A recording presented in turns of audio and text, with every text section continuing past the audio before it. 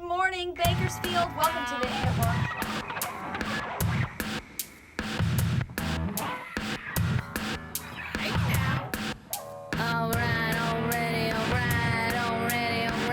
Already, I hear you screaming from your baby, and it seems to me this beat stops storming. Advertising is more than a mouthful, less than a handful. I got an eyeful of who you want me to think you may be. It's all left to me, this interpreting. We don't even need to speak.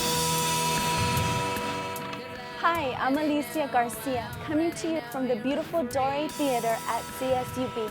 Welcome to this edition of The Zone, brought to you by Los Amigos Swap Meet. Today our camera crew is going to be following Julian Wilson out to Los Angeles as he zones in on locally renowned blues artist Bobby Warren. Bobby talks candidly about his life as a blues singer as he shares with us some of the inspiring events that led up to the release of his first album in the mid-90s entitled Make Me Yours. The riot happened in Los Angeles, and I was living in this warehouse. I was just thinking about some things that had happened, you know, just writing them down on a piece of paper, and up came Make Me Yours.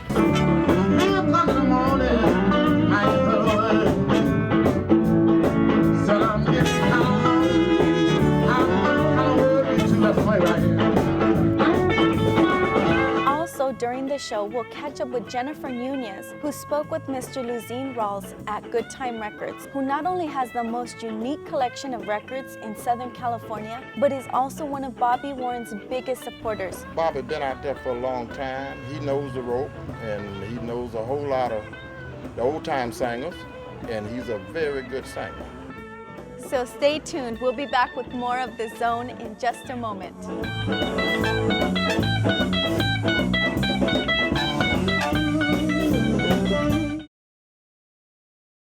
Good morning, For the Bakersfield. first time ever in Bakersfield, a show that brings the community together, We're the Bakersfield Blitz Girls, and you're watching The Zone. breaking new boundaries and zoning in on the town's hottest attractions. From concerts, businesses, to benefits, The Zone hits the airwaves to deliver a comprehensive show you won't find anywhere else.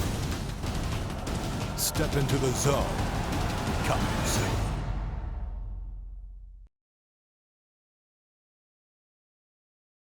Welcome back. Bobby Warren. Yeah, Julian.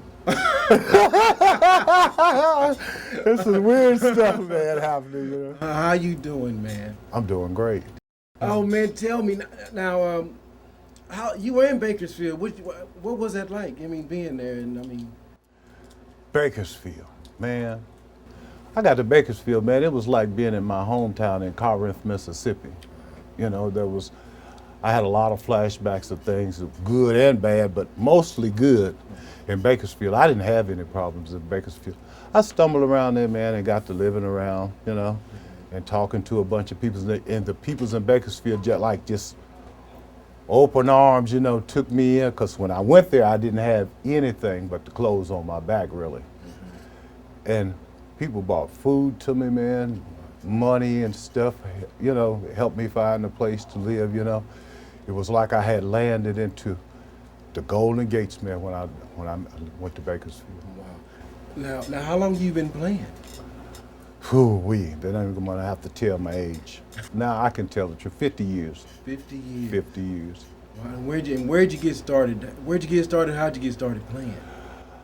My family, the Warren Singers. My mother had a group, my mother and father had a group. There was always instruments in the house, as I can remember when I was born in '47 in Mississippi. Times were really rough, so we didn't have anything but music. I started picking up from my brothers and my sisters who played music. We sung gospel. I was in the time that my mother knew the Staple Singers, and we were on shows with the Staple Singers. Brother Joe Mays, these are legendary peoples. And it just kept on going, and we left Mississippi and went to Ohio, I think around 1955. Before we left Mississippi, we had went to this program, and they let me stand up and sing. And when it was over, people started throwing nickels, quarters and stuff. whole lot of change, and on the way home, my mother says, wow, so we're gonna get ice cream off of Bobby tonight. And at that point, when I saw the money, I say, that's what I want to do for the rest of my life.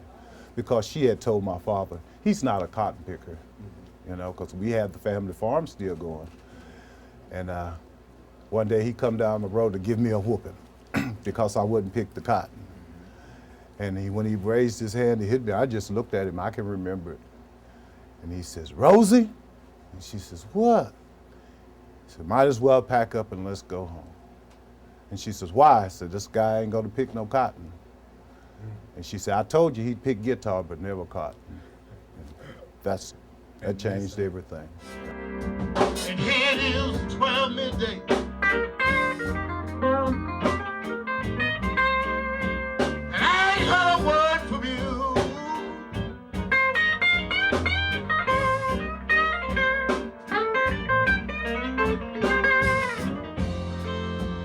Here it is, 12 midday, baby.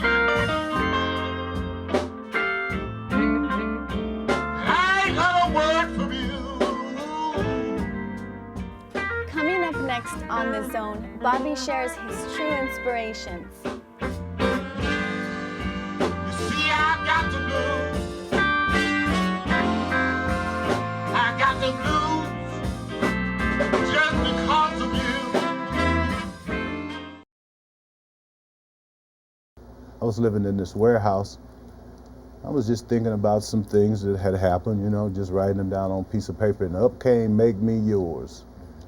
And I recorded that on a 45. I recorded a song called It's a Black Thing on the other side of it, which was participating to the riot.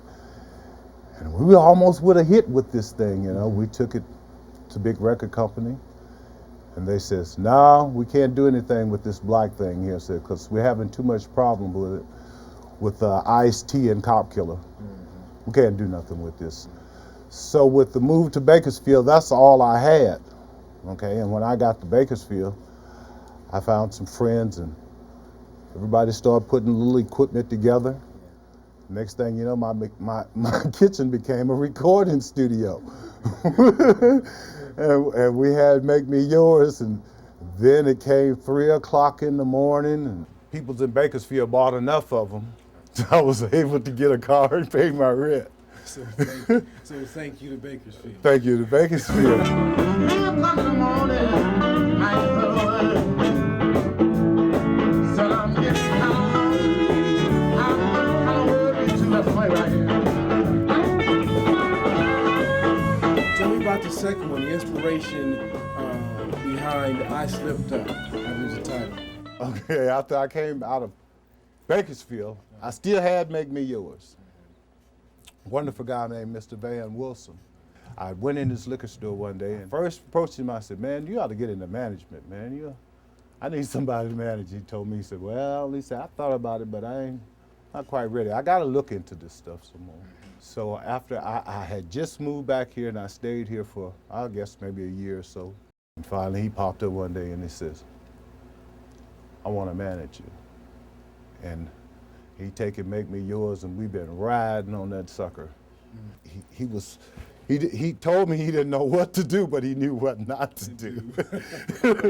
And so it's been about a 10, almost 15-year relationship between him and I. You know, I love him very much.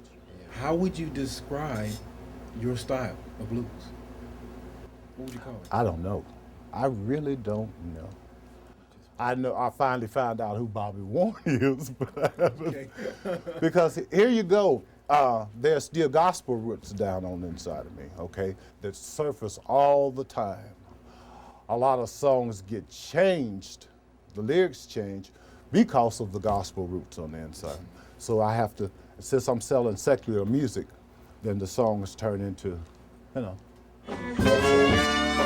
You treat me wrong like an old worn out shoe, standing in the backyard, collecting dust and dew. You don't think I know you're cheating on me, but I got friends that tell everything they see. You ain't right. Who were some of your early inspirations? Treat me right. You wouldn't believe it. I wouldn't believe it. You wouldn't believe it. I was a freak for hee-haw. You know, and I ended up in Bakersfield where those guys, Buck Owens, lived, and it was like, whoo, man, I landed in where because I love country and western music. That's the whole thing. If I had a choice of music to play, and I thought I was good enough at it, I would be the next Charlie Pride. But I don't see that happening. You don't see it I don't happening. see that happening. So, Roy Clark, Buck Owens, Glenn Campbell, Bobby Womack, guitars, Wes Montgomery, B.B. King, Albert King. I love Stevie Ray Vaughan. But I guess that's my inspirations for music. After making love to him, you come running home to me. Get in my bed and pretend that you're asleep. This ain't no way my life's supposed to be. So look down, dirty shame, the way you treat me. Hey, just like baby, you ain't treating me right.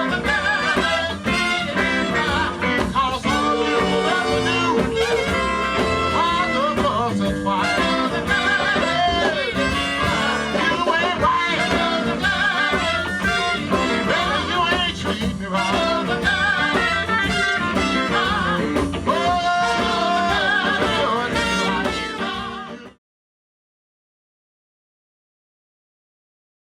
Welcome back. We're in Good Times Records in Los Angeles, California, and I'm here with the owner of the store, Luzine Rawls, and this is where Bobby shot his third album cover. It's a great store you got here. Thank you. How long have you had it? We've been here right at 9 years. You got lots of people that come through here from all over, huh? Yes, we do. A lot of people come in from Japan, London, all over the place, you know, looking for the old music. And we have a pretty good selection of it. Right now, we run something like 85 to 90 albums strong.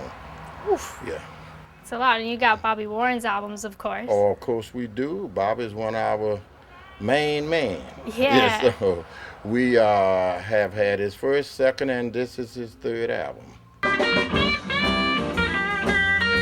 yeah.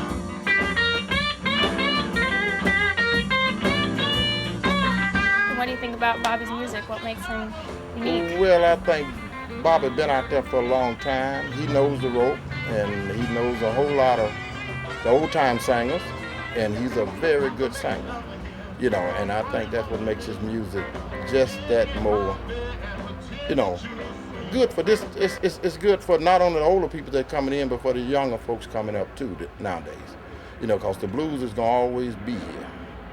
It's not going anywhere. It's one of his songs, isn't it? Right. He knows what he's talking about. Oh yeah. Yeah. We've been out there a long time. We from the old school. You see, I got the blues. I got the blues. You'll be gone. Yeah. Hey. I got the blues.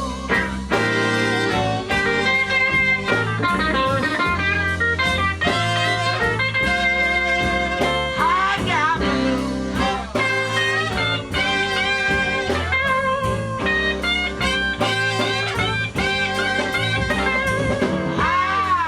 the Bobby's the man. So we're going to take it back to the studio with Julian and hear more about his interview and his current tour and his new album, Pioneers and Legends.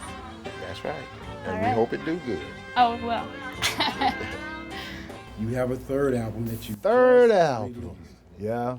Tell us about that third album. This third album, Queen Isabella, who opened up the door for us traveling after I came back from Bakersfield. My God, thank God for her. We were traveling together and she got sick. And we said, we got to do something for Izzy. So I dedicated Slipped Up album to her, but I kept hearing her songs in my ear. And I had mentioned to Van, I said, Van, I'd like to cut a couple of Izzy songs, you know, on my next CD. He said, I think it's great and we don't have any problem with them because we got all of the tracks. And Van says, we're gonna name this album Pioneers and Legends. He says, they're forgetting about all the pioneers and legends, Bobby said. So it seems like we're the last blues man standing, real blues man standing anymore. And so we need to get this out to the people. You know, let's give them something. And so we went in and recorded a song called The Blues Is Here to Stay. That's dedicated to all the legends like Ray Charles, Tyrone Davis, and Sam Cooke, and Otis Redding. It's a wonderful record. It wasn't supposed to be released right away. What happened is last week, we went to Flint, Michigan, and we had heard that the record was getting hot, man. It's just blowing up right away, and it hasn't been out for maybe about a month.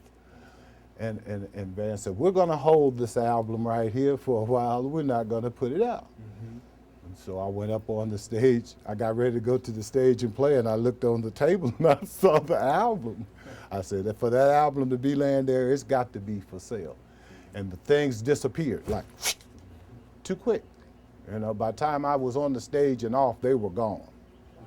And so I said, well, this wasn't supposed to be released yet, but it is now. It's over, so it's now happening. The third album, that's Pioneers and Legends. Let me ask you, so you guys got some dates, you're doing it, where you been so far? Man, we've been through Mississippi, Louisiana, Texas, the whole state of Texas, every corner and crevice there has been. We've been up north to the Boondocks. There's some talk about us going to Cleveland that just came in. There's some talk about going to Alabama, Tennessee, a lot of places. Now we're working concert halls and nightclubs, big nightclubs, not very many nightclubs. Got really big. Welcome back.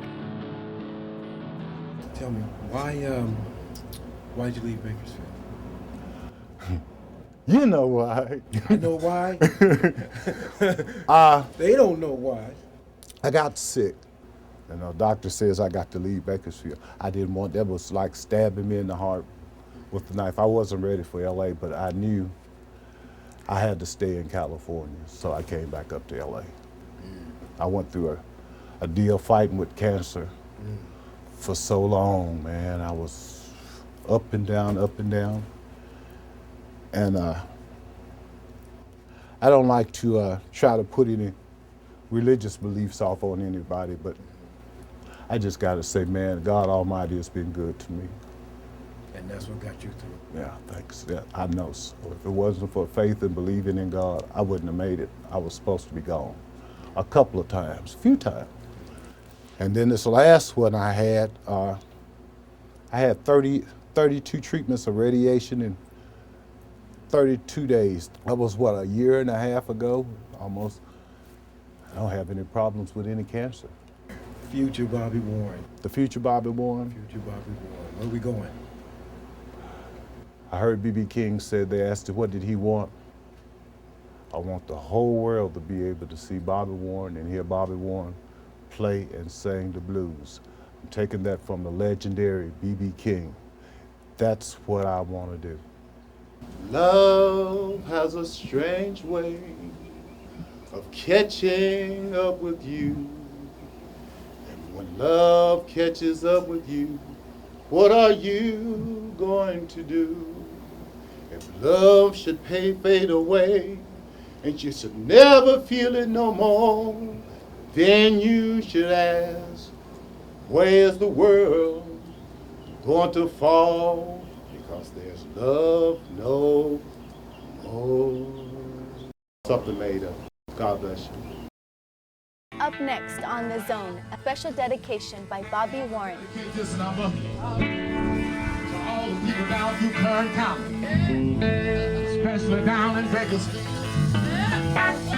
While we're looking for my woman at 3 o'clock in the morning.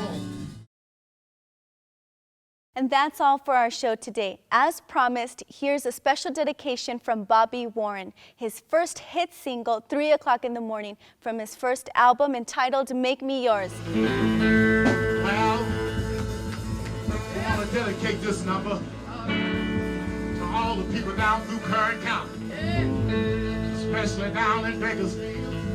Well, I went looking for my woman at 3 o'clock in the morning. I couldn't find her nowhere. So I went to the juke joint, and they was closed. And I knocked on the door, and nobody opened. You see, my kids is kind of mad. I'm mad too, because I can't find my woman. It's 3 o'clock in the morning, I ain't heard a word from you.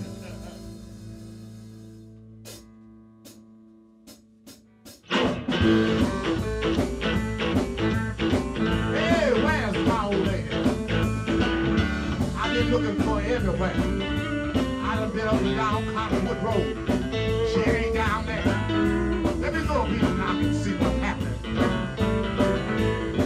So it's 3 o'clock in the morning. I ain't heard a word from you.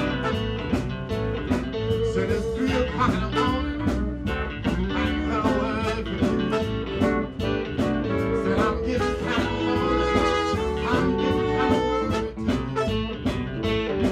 Said I went to your father. He said you weren't there. I asked him where you was. He said I don't know where. 3 o'clock in the morning. I ain't heard a word. Said I'm getting kind of lonely. I'm getting kind of worried too. Said I went to your mama. She said you weren't there. I asked her where you was. Said I don't know where. 3 o'clock in the morning. I ain't heard a word. Said I'm getting kind of worried too. That's right here.